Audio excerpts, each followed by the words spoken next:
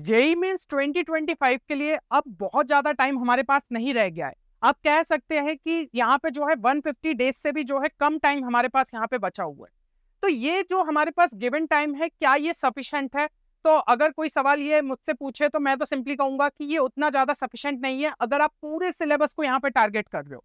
लेकिन अगर आप यहाँ पे जो है स्मार्ट वर्क दिखाओ और यहाँ पे जो है हाई वेटेड चैप्टर्स पे आप ज्यादा फोकस कर लो, तो शायद आप जो है यहाँ पे गेम को चेंज कर सकते हो। क्योंकि ये हाई वेटेड चैप्टर्स आप अगर हम बात करें तो भाई पिछले कई सालों में इनसे ही सबसे ज्यादा क्वेश्चंस यहाँ पे पूछे जा रहे हैं।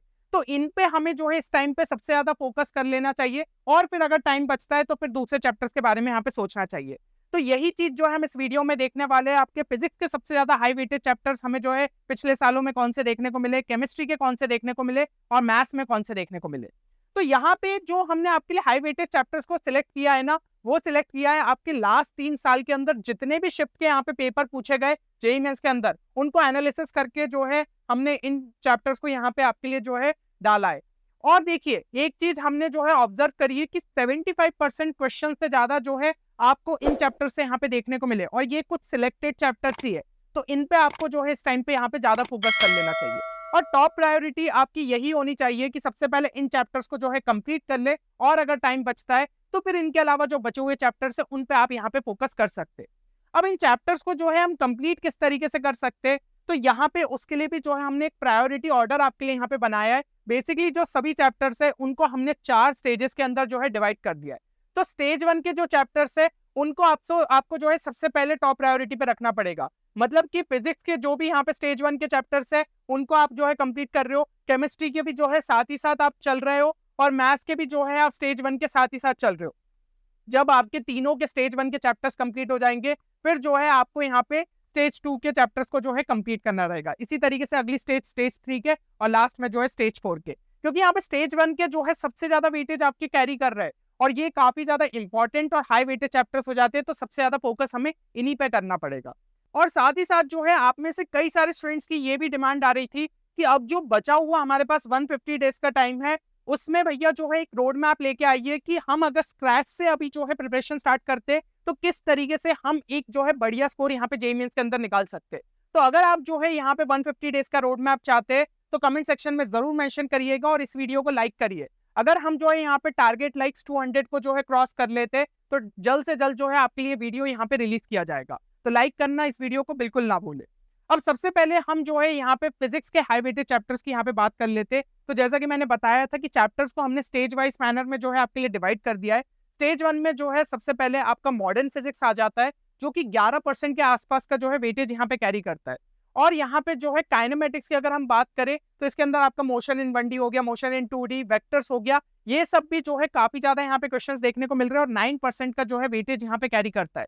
करंट इलेक्ट्रिसिटी अकेला एक चैप्टर जो है आपका यहाँ पे लगभग 8% का वेटेज जो है कैरी कर रहा है, तो बहुत ही ज्यादा इंपॉर्टेंट हो जाता है। और इलेक्ट्रोस्टैटिक्स और कैपेसिटर्स की अगर हम बात करें तो ये भी आपका जो है लगभग 8% के आसपास का जो है वेटेज कैरी करता है। तो आप यहाँ पे देख रहे हैं अगर आप इनका जो है समअप करें तो लगभग 36% का जो है वेटेज हमें इन चारों में ही जो है देखने को मिल जा रहा है। तो आपकी टॉप प्रायोरिटी यहाँ पे यही होनी चाहिए कि इन सबको कंप्लीट करे। मॉडर्न फिजिक्स तो बेसिकली जो है आपका ज्यादातर यहाँ पे थ्योरेटिकल चैप्टर है, और बहुत सारा पोर्शन जो है आप केमिस्ट्री में भी यहाँ पे देख लेते हो। तो इसमें जो है आपको बिल्कुल भी मार्क्स नहीं खोना है, और कुछ सिलेबस तो आपका वैसे भी यहाँ पे रिड्यूस हो गया है, तो इसको जो है जरूर से यहाँ पे अच्छे से कर ले। सेम चीज यहाँ पे काइनेमेटिक्स की बात करूँ, 11th में जो है मैकेनिक्स के अलावा यहाँ पे काइनेमेटिक्स आपका जो है एक अच्छा वेटेज कैरी करता है ना। तो भाई ये पोर्शन आपका मैकेनिक्स के मुकाबले काफी ज्यादा जो है ईजियर साइड पे देखने को मिलता है, तो इसको जो है आपको जरूर से अच्छा कर लेना चाहिए। साथ ही साथ करंट इलेक्ट्रिसिटी जो है यहाँ पे बहुत ज्यादा टफ नहीं है। अगर आपने जो है इनके क्वेश्चंस यहाँ पे पीवाईक्यूज भी उठा के देखोगे तो ज्यादा मुश्किल नहीं पूछे जाते, तो इसको भी जो है जरूर से अच्छा कर ले। हाँ, इलेक्ट्रोस्टैटिक्स थोड़ा सा चैलेंजिंग है, लेकिन अगर भाई वो मेहनत आप करते हो तो वो आपके लिए वर्थ इट रहेगी, क्योंकि 8% का जो है ये वेटेज यहाँ पे कैरी करता है। तो इनको जो है सबसे पहले फोकस कर लीजिए। इसके अलावा फिर मैग्नेटिक इफेक्ट ऑफ करंट हो गया, आपका ग्रेविटेशन हो गया, और सेमीकंडक्टर, ये सब जो है स्टैंड अलोन चैप्टर्स है, अपने आपके अकेले जो है इंडिविजुअल चैप्टर्स है। तो इन सभी का जो है वेटेज अच्छा खासा जो है हमें यहाँ पे देखने को मिला है। तो ये आपके बेसिकली जो है स्टेज 2 के अंदर आ जाने चाहिए। ग्रेविटेशन तो जो है आपके रिसेंट ईयर्स में काफी ज्यादा इंपॉर्टेंट हो जाता है, एक क्वेश्चन तो फिक्स रहता है, और कभी कभी जो है 2 से 3 भी यहाँ पे पूछ लिए जाते हैं, तो इसको जरूर से करके जाए। और देखिए जैसे कि हम जानते हैं कि कम्युनिकेशन सिस्टम जो है वो आपके यहाँ पे रिमूव हो गया है, तो अब सेमीकंडक्टर पे जो है एक अच्छा खासा यहाँ पे भार आ गया है। तो इससे भी जो है भाई अच्छे क्वेश्चन देखने को मिलते हैं। मैग्नेटिक इफेक्ट ऑफ करंट उतना ज्यादा टफ नहीं है, तो इनको जो है आप स्टेज 2 में यहाँ पे फोकस कर सकते हैं। फिर नेक्स्ट इस पे चले तो भाई ये 3 चैप्टर्स जो है बहुत ही ज्यादा ईजी है, और अगर आपने जो है यहाँ पे अच्छे तरीके से यहाँ पे टाइम थोड़ा सा दे दिया तो इनमें जो है पक्का आपके क्वेश्चन गलत नहीं होने वाले। ईएम बेस तो भाई एक दिन का चैप्टर है, अगर अच्छे से यहाँ पे पढ़ लो, ठीक है। यूनिट्स एंड डायमेंशन भी जो है बहुत ज्यादा टफ नहीं है। मैकेनिकल प्रॉपर्टीज ऑफ सॉलिड्स भी जो है ज्यादा यहाँ पे टफ नहीं है। तो 8% का वेटेज तक जो है ये कैरी कर लेते हैं ये 3 चैप्टर। तो इनको जो है स्टेज 3 में आप यहाँ पे निपटा लो, और स्टेज 4 में आपके आ जाते हैं हीट एंड थर्मो और ऑप्टिक्स, जो कि 7.5 यानी कि 15% का वेटेज कैरी करते। पर इनमें जो है फिर चैप्टर्स भी आपके ज्यादा आ जाते हैं। ऑप्टिक्स में जैसे कि वेव आ गया, आपका रे ऑप्टिक्स आ गया, ऐसी थर्मो में आपका केटीजी हो जाता है ना, थर्मल प्रॉपर्टीज ऑफ मैटर, फिर थर्मोडायनामिक्स। तो फिर वो जो है आप लास्ट में स्टेज 4 पे देखिए, क्योंकि उससे पहले तक हम जो एक अच्छा खासा वेटेज यहाँ पे कवर अप कर लेंगे, एक कॉन्फिडेंस बिल्ड हो जाता है, और उसके बाद आप जो है इन पे यहाँ पे टाइम इन्वेस्ट कर पाओगे। फिर अगर टाइम बचता है तो बाकी बचे हुए चैप्टर्स आप यहाँ पे देख सकते हैं। अब इसी तरीके से हम केमिस्ट्री में जो है स्टेज वाइज यहाँ पे चैप्टर्स को देख लेते हैं। तो सबसे पहले तो भाई जीओसी आपका जो है, जैसे ही हमने देखा कि ऑर्गेनिक केमिस्ट्री में यहाँ पे वेटेज जो है रिड्यूस हुआ है, तो जीओसी का वेटेज एकदम से ही बहुत ज्यादा यहाँ पे बढ़ गया है। वैसे भी मतलब उससे पिछले सालों की भी अगर हम बात करें 2023 की, 22 की, 21 की, वेटेज अच्छा रहता था ऑर्गेनिक में। जीओसी का एक अच्छा खासा वेटेज हमेशा से ही रहा है, लेकिन अब भाई चैप्टर्स हट गए तो लगभग 14 से 15% वेटेज जो है इसका बन गया है। तो ये बहुत ही ज्यादा इंपॉर्टेंट हो जाता है। बाकी इनऑर्गेनिक में अगर बात करें, केमिकल बॉन्डिंग और कोऑर्डिनेशन कंपाउंड हमेशा से ही काफी ज्यादा इंपॉर्टेंट चैप्टर्स हमें देखने को मिले, लगभग जो है 15% ये 2 चैप्टर्स आपके यहाँ पे कैरी कर लेते, तो इनको भी आपको जरूर से यहाँ पे करना है। डी एंड एफ ब्लॉक की बात करें तो भाई जैसे ही हमने देखा कि पी ब्लॉक में थोड़ा पोर्शन यहाँ पे कम हो गया, तो इसका वेटेज अपने आप जो है अच्छा खासा यहाँ पे बढ़ गया, 7% तक जो है वेटेज हमें देखने को मिल रहा है। तो भाई ये आपको जो है चारों अच्छे तरीके से यहाँ पे कर लेना चाहिए। आप देख रहे हैं 36 के आसपास इन चारों का जो है यहाँ पे वेटेज हमें देखने को मिल जाता है। तो ये बेसिकली आपके रहेंगे स्टेज 1 के चैप्टर्स। अब स्टेज 2 में अगर हम बात करें, इलेक्ट्रोकेमिस्ट्री जो कि आपका फिजिकल केमिस्ट्री का हो जाता है, एटॉमिक स्ट्रक्चर जो कि आपका फिजिकल केमिस्ट्री का हो जाता है, और हाइड्रोकार्बन्स जो कि आप ऑर्गेनिक केमिस्ट्री में यहाँ पे देखते हैं, तो इनका वेटेज भी जो है आपको मतलब अलग अलग चैप्टर्स का एक अच्छा देखने को मिल जाता है ना। तो ये बेसिकली आपके होने चाहिए यहाँ पे स्टेज 2 के चैप्टर्स। अब स्टेज 3 में अगर हम बात कर ले तो स्टेज 3 में जो है पीरियोडिसिटी पे फोकस कर लीजिए, सॉल्यूशंस पे फोकस कर लीजिए, और बायोमोलिक्यूल्स पे यहाँ पे फोकस कर लीजिए। बायोमोलिक्यूल्स में वैसे भी ज्यादातर चीजें रटने वाली है, और अगर आपको ऑर्गेनिक केमिस्ट्री में यहाँ पे मैकेनिज्म ज्यादा परेशान करता है तो फिर बाकी चैप्टर्स में आपको थोड़ी डिफिकल्टी जाती है। लेकिन ये चैप्टर में ज्यादातर चीजें जो है थ्योरेटिकल है, और दूसरे चैप्टर से थोड़ी सी यहाँ पे हटके, तो इसको जो है अगर अच्छे से कर लेते हो तो यहाँ पे जो है क्वेश्चन बनने के चांसेस काफी ज्यादा रहते हैं। बाकी सॉल्यूशंस भी जो है यहाँ पे आप अगर अच्छे से प्रैक्टिस करते, पीवाईक्यूज लगाते, तो इसमें भी जो है आप क्वेश्चन कर पाएंगे। और पीरियोडिसिटी तो भाई इनऑर्गेनिक का यहाँ पे सबसे बेसिक चैप्टर हो जाता है, तो उसको आपको तो अच्छे से वैसे भी करके जाना चाहिए ही। अब अगर हम पी ब्लॉक की बात करें तो पी ब्लॉक का जैसे ही यहाँ पे रेडियस हुआ है, तो थोड़ा वेटेज यहाँ पे जो है हमें कम देखने को मिल रहा है। सभी ग्रुप्स की भी अगर हम बात कर ले तो 4% ही यहाँ पे वेटेज देखने को मिल रहा है। तो स्टेज 4 पे जो है इसको डाल दीजिएगा। बाकी इंपॉर्टेंट थोड़ा सा ये हो जाता है कि अगर भाई स्टेज 3 तक के चैप्टर्स निपटा चुके हो तो इसको जो है अच्छे से कर लो, हो सकता है इस साल वेटेज बढ़ जाए, इसलिए इसको जो है मैंने स्टेज 4 में यहाँ पे आपके लिए डाला है। केमिकल काइनेटिक्स की बात करें तो 3.5% का वेटेज हमें देखने को मिल रहा है। एमाइंस की यहाँ पे बात करें 3.5% वेटेज, और बायोमोलिक्यूल्स ये तो वैसे भी अपन जो है ऑलरेडी यहाँ पे बात कर चुके हैं, तो ये सब जो है आप यहाँ पे स्टेज 4 में अच्छे तरीके से यहाँ पे कंप्लीट कर सकते हो। ठीक है, तो मेरे हिसाब से जो है आपको समझ में आ गया यहाँ पे फिजिक्स और केमिस्ट्री के लिए। अब चलते हैं हम मैथ्स में। तो मैथ्स में देखिए वेक्टर्स एंड 3D जो है आपका सबसे ज्यादा यहाँ पे वेटेज कैरी करता है। मैथ्स के अंदर 13% तक के आसपास जो है हमें वेटेज देखने को मिलता है।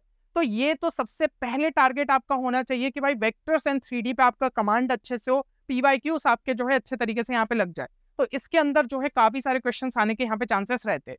फिर आपका जो है definite integrals plus area under the curve, इसको अच्छे से कर लीजिए। देखिए ज्यादातर स्टूडेंट्स को इनडेफिनेट इंटीग्रल में यहाँ पे डिफिकल्टी रहती है, पर इनडेफिनेट इंटीग्रल से ज्यादा तो आपके इंपॉर्टेंट यहाँ पे प्रॉपर्टीज ऑफ डेफिनेट इंटीग्रल रहती है, क्योंकि उससे रिलेटेड ज्यादा क्वेश्चन पूछे जाते हैं। तो भाई अगर आपको स्टैंडर्ड इंटीग्रल्स भी पता है, कुछ कॉमन सब्स्टिट्यूशन भी पता है, तो ये चैप्टर के क्वेश्चंस आप आराम से कर सकते हो उसकी प्रॉपर्टीज के बेसिस पे। तो इस पे जो है ज्यादा फोकस कर लो, और बाकी एरिया अंडर द कर्व तो कोई मुश्किल है ही नहीं, डेफिनेट इंटीग्रल का बेसिकली एप्लीकेशन है ना। तो बहुत ही सिंपल सा अगर जो है क्वेश्चन आपको पूछा जाता है तो आप आराम से यहाँ पे कर सकते हो। 9.5% का वेटेज जो है ये कैरी कर लेते हैं। फिर मैट्राइसेस और डिटर्मिनेंट्स जो कि आपस में काफी कोरिलेटेड चैप्टर्स है, 7% का वेटेज कैरी करते हैं। फिर लिमिट्स, कंटिन्यूटी एंड डिफरेंशियबिलिटी आपका जो है लगभग यहाँ पे 7% का वेटेज जो है कैरी करता है। तो इन सब पे जो है आप यहाँ पे फोकस कर सकते हैं। स्टेज 2 में अगर हम बात करें, sequence and series 6% weightage carry करता है, मतलब भाई अकेला चैप्टर जो है आपका 6% वेटेज कैरी कर रहा है, तो इंपॉर्टेंट है।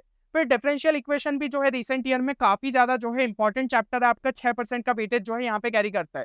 और अगर हम 2D में बात करें तो देखिए 2D का ओवरऑल जो है वेटेज यहाँ पे रिलेटिवली काफी कम हमें देखने को मिलता है, क्योंकि उसके अंदर 5 चैप्टर्स हो जाते हैं, और उसमें भी अगर हम टॉप प्रायोरिटी पे बात करें तो स्ट्रेट लाइन ही बनता है 5% का, जो कि वेटेज कैरी करता है। तो अगर हमारे पास टाइम है तो इसी पे आप जो है ज्यादा यहाँ पे फोकस करिए स्टेज 2 के मुताबिक। अब चलते हैं हम यहाँ पे स्टेज 3 में। स्टेज 3 के अंदर जो है आपका सेट्स एंड रिलेशन, स्टैटिस्टिक्स और क्वाड्रेटिक इक्वेशन, जो कि छोटे छोटे चैप्टर्स है, इनको आप कर लीजिएगा। 9% का जो है ये वेटेज यहाँ पे कैरी कर लेते हैं। और अगर हम स्टेज 4 के चैप्टर्स की बात करें तो यहाँ पे थोड़े से टफ चैप्टर्स आपके आ जाते हैं। फंक्शंस हो गया, बायनोमियल थ्योरम हो गया, सर्कल्स हो गया। तो स्टेज 3 तक अगर आपके अच्छे से कंप्लीट हो जाते फिर ही आप स्टेज 4 पे बढ़िएगा, क्योंकि इनका वेटेज भी जो है ठीक ठाक यहाँ पे एग्जाम्स में देखने को मिलता है। जैसे फंक्शंस का 5% हो गया, बायनोमियल थ्योरम का जो है आपका 4.5% हो गया, और सर्कल्स का जो है आपका 3.5% के आसपास जो है वेटेज देखने को मिल जाता है। तो भाई ये जो है फिर आप स्टेज 4 में यहाँ पे चैप्टर्स पे जाइएगा। तो मेरे हिसाब से आपको जो है क्लैरिटी यहाँ पे जरूर से मिल गई होगी कि कौन से चैप्टर्स को आपको इस टाइम पे सबसे ज्यादा यहाँ पे फोकस करना चाहिए। अब अगर हम यहाँ पे बात करें कि इन चैप्टर्स को जो है कौन से स्टडी रिसोर्सेज से हम फॉलो कर ले, तो टेक्स्ट बुक तो जो है सिंपली आप फिजिक्स के लिए जो है एनसीईआरटी और डीसी पांडे को यहाँ पे अच्छे से उठा सकते हैं। स्पेशली डीसी पांडे के जो आपके इलस्ट्रेशन हो जाते हैं, उससे आपको काफी क्लैरिटी मिलेगी कि किस टाइप से जो है क्वेश्चंस का हमें यहाँ पे अप्रोच करना चाहिए। और यहाँ पे जो है बाकी पीवाईक्यूज तो आपके लगने ही लगने हैं तीनों सब्जेक्ट के, ठीक है। फिर केमिस्ट्री में बात कर ले तो एनसीईआरटी प्लस आपके जो कोचिंग में नोट्स है, जिसमें कुछ शायद इंपॉर्टेंट पॉइंट्स अगर आपको बताए गए तो उनको आप जो है अच्छे तरीके से यहाँ पे कर सकते हैं। मैथ्स में जो है अरिहंत या फिर सिंगेज की आपकी जो सेट ऑफ बुक्स आती है ना, जिसमें अलग अलग आपके जो है टॉपिक्स यहाँ पे दिए हुए, calculus, differential calculus, integral calculus, इस टाइप से अलग अलग बुक्स होती है। तो उनसे जो है आप यहाँ पे अपने वीक पोर्शंस को यहाँ पे कंप्लीट कर सकते हैं ना। स्पेशली यहाँ पे भी जो है सॉल्व एग्जांपल्स के थ्रू आपको जो है अप्रोचेस यहाँ पे क्लियर होते जाएंगे। और पीवाईक्यूज तो जैसा कि मैंने कहा 2022 से लेकर 2024 तक के आपके जरूर से यहाँ पे लगने चाहिए, क्योंकि काफी सारी शिफ्ट्स हुई है। आपको एक क्लैरिटी मिलेगी किस टाइप के जो है क्वेश्चंस अभी यहाँ पे पूछे जा रहे हैं, रिसेंट ट्रेंड क्या चल रहा है, तो वो आपको जो है समझने में काफी ज्यादा यहाँ पे हेल्प मिलेगी। और ऑनलाइन रिसोर्सेस यहाँ पे जो है वन शॉट्स आप प्रेफर कर सकते हैं। अगर आपको जो है किसी फैकल्टी का अच्छे तरीके से यहाँ पे समझ में आता है तो उनके वन शॉट्स आप देख सकते हो। तो हो सकता है जो टॉपिक आपको शायद बुक से पढ़ के उतने अच्छे से क्लियर नहीं हुआ, वो वन शॉट से थोड़ी क्लैरिटी मिल जाए। ये बाकी वन शॉट के बाद आपको करना ये है कि ज्यादा से ज्यादा क्वेश्चंस प्रैक्टिस करना है इन्हीं सब बुक से, ठीक है। और पीवाईक्यूज जो है आप यहाँ पे पीवाईक्यूज के सॉल्विंग सेशंस भी अगर देख सकते हो। अगर आपको यहाँ पे पीवाईक्यूज शुरू में सॉल्व करने में खुद से दिक्कत हो रही है तो थोड़ा सा आपको अप्रोच बिल्डअप में यहाँ पे ये वीडियोस जो है हेल्प कर सकते हैं। तो मेरे हिसाब से ये चीज आपको जो है क्लियर हो रही होगी। और आप जो है हमारे चैनल बियॉन्ड जेई को भी यहाँ पे सब्सक्राइब कर सकते हैं, क्योंकि अभी जो है इस पे आपके जेई मेंस के जो पीवाईक्यूज हुए ना, मतलब अभी 2024 में जितने भी शिफ्ट के क्वेश्चन पूछे गए, तो फिजिक्स, केमिस्ट्री, मैथ्स के सबके जो है वहाँ पे सॉल्यूशंस यहाँ पे डलेंगे। तो उससे भी जो है आपको यहाँ पे समझ में आएगा कि पीवाईक्यूज का अप्रोच किस तरीके से किया जाता है। तो इस चैनल को जरूर से सब्सक्राइब कर लीजिएगा, आपको जो है लिंक यहाँ पे डिस्क्रिप्शन में देखने को मिल जाएगी। चलिए, तो यहाँ पे अब जो है अपने पास एक प्लान क्लियर है कि नेक्स्ट 150 डेज में हमें किन चैप्टर्स को यहाँ पे जो है टारगेट करना है।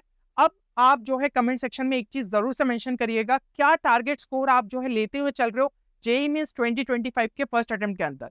और ध्यान रखिएगा कि फर्स्ट अटेम्प्ट को ही हमें जो है अच्छे तरीके से यहाँ पे टारगेट करना चाहिए, क्योंकि वहां पे हम जितना बढ़िया परसेंटाइल ले आएंगे उससे आपका कॉन्फिडेंस बहुत अच्छे से बिल्डअप हो जाएगा। और उसके बाद उस हिसाब से जो है आप सेकंड अटेम्प्ट को आराम से भी देंगे, तो भी आप शायद और अच्छे यहाँ पे जो है परसेंटाइल निकाल ले, और फिर आपको जेईई एडवांस के लिए भी जो है एक अच्छा खासा यहाँ पे टाइम मिल जाएगा। तो यही टारगेट जो है आप दिमाग में जरूर रखिएगा। चलिए, तो फिर इस वीडियो को हम यहीं पे एंड करते हैं, आगे मिलते हैं अगले वीडियो में। तब तक के लिए take care and good bye.